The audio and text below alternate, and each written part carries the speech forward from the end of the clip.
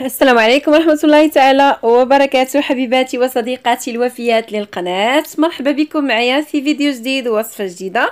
كنتمنى انكم دائما تكونوا في تمام الصحة والعافية وتكونوا باحسن الاحوال ان شاء الله.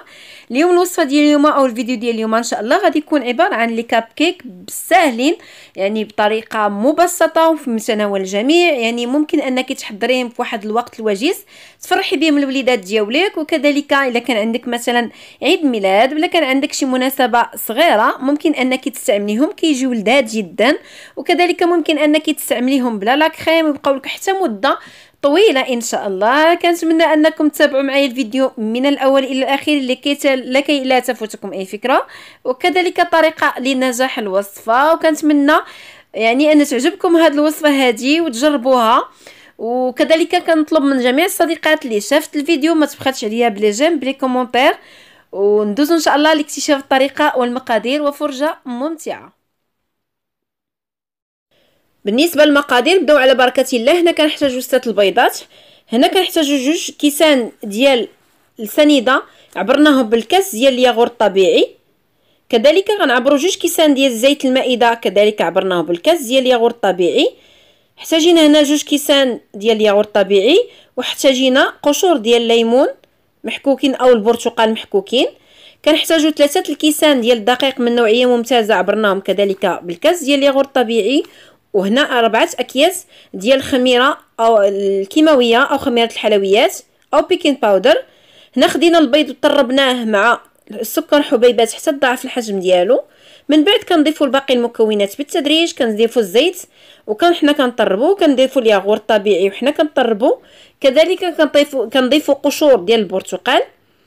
هنا من بعد ما كنطربوا الخليط كناخذوا دوك الاكياس ديال الخميره كنضيفوهم على الدقيق وتنخلطوهم مزيان. من بعد ما كنخلطوهم كنضيفوهم على الخليط ديال الكيك ديالنا، كنخلطوا مزيان حتى يعني كيتجانس يعني الدقيق مع مزيان حتى كنحصلوا. من بعد كنضيف واحد المعلقه ديال الخل، لان الخل كيضيف الكيك كيساعد الكيك انه كيضاعف الحجم ديالو. كنحصلوا على الخليط هكا. كناخذوا هاد الاكياس الخاصه بالكاب كيك او لي مادلين، وكناخذوا هنا جايب حلواني اما جوطابل ولا ممكن انك تعمري بالملعقه كيبقى لك على حسب ما توفر عندك. هنا كنديروا الخليط غير النصف ديال الاكياس، ما كنعمرهم حتى الفم باش ما يفيضوش. وكنضيفوا يعني كندخلوهم الفران يطيبوا على درجه الحراره 160 درجه بالنسبه للفران ديال المروحه. اما بالنسبه للفران العادي ديال الغاز كندخلوهم يطيبوا من التحت ومن بعد كنكملوا الطياب ديالهم من الفوق.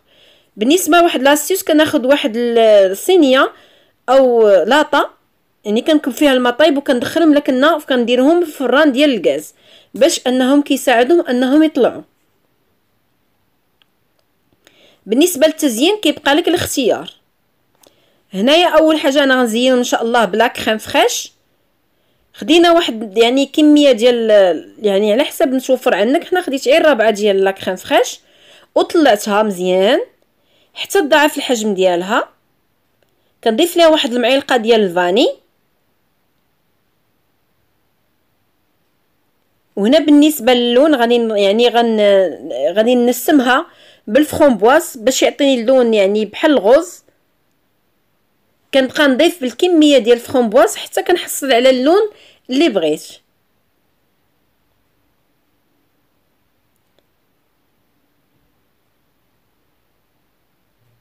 هنا النكهه ديال الفرomboise كتعطي واحد اما النكهه ديال الفريز او النكهه ديال الفرomboise. شو اللون انا اللي حصلت عليه.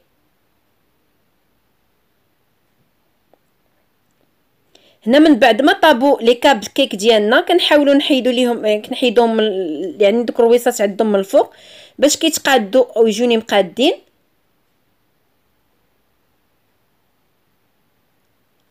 كنبقى مستمره بهذه الطريقه حتى كنكمل الكيك ديالنا او لي كاب كيك ديالنا.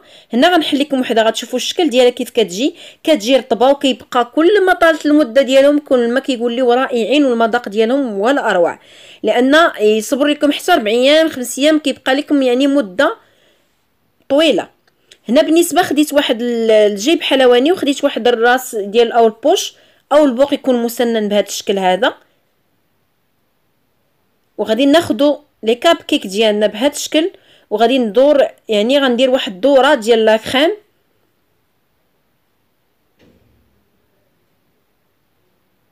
بهذا الشكل، وكنحصلوا على لي كاب كيك مزوقين بهذا الديكوراسيون هكا بلا كريم.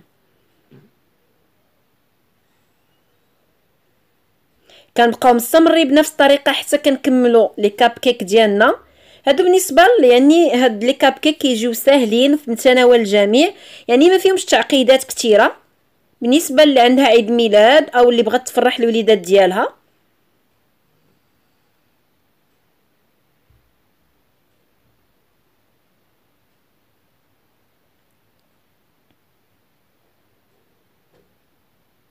هنا من بعد ما كنكملوهم كاملين،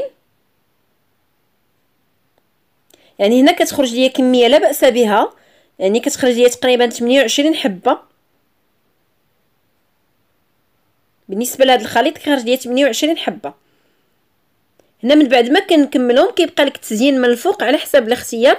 انا خديت لي زالفابي هادو يعني ملونين وحاول انني نزوق بهم، وكيبقى لك ممكن انك تزوقي باش ما بغيتي. وندوزو للشكل النهائي. هنا من بعد ما يعني سالينا التزيين ديال لي كاب كيك ديالنا كيجيو هكا على الشكل هذا، كيجيو رائعين في الشكل بالمذاق، وحتى المذاق ديال لي كيك ديالهم كيجيو ولا اروع. الا جربتوا كونوا على يقين ان شاء الله غادي تكون عندكم وصفه معتمده، وكل ما طالت المده ديالتهم كيجيو لذاذ. ممكن انك تستغني على لا كريم، وملي تبغي تدخليهم الفران يعني تغبريهم شويه ديال سنيده، وكذلك بلوز ايفيلي ولا لوز كونكاسي، وكذلك لا شوكولاط حبيبات، ويعني كيجيو رائعين جدا. وكيبقاو كل ما طالت المده ديالتهم كل ما كتزيد البنه ديالتهم، يعني كيصبروا معاكم حتى يومين 3 ايام 4 ايام حتى 5 ايام. كنتمنى ان هذه الوصفه تنال الاعجاب ديالكم. كنتمنى انني دائما ارضي جميع اذواق متابعي قناتي اللي مسانديني ومشجعيني على الاستمراريه. كنتمنى ان ما تبخلوش عليا بلي جيم كذلك، وكذلك بلي كومونتير. واللي عجبها الفيديو كنتمنى انها ما تبخلش عليا، يعني تضغط على زر يعني الاعجاب باش ان يعني القناه ديالي ان شاء الله تستمر. ودمتم في رعايه الله، والى فيديو جديد ان شاء الله مع نجاة لا غورموند.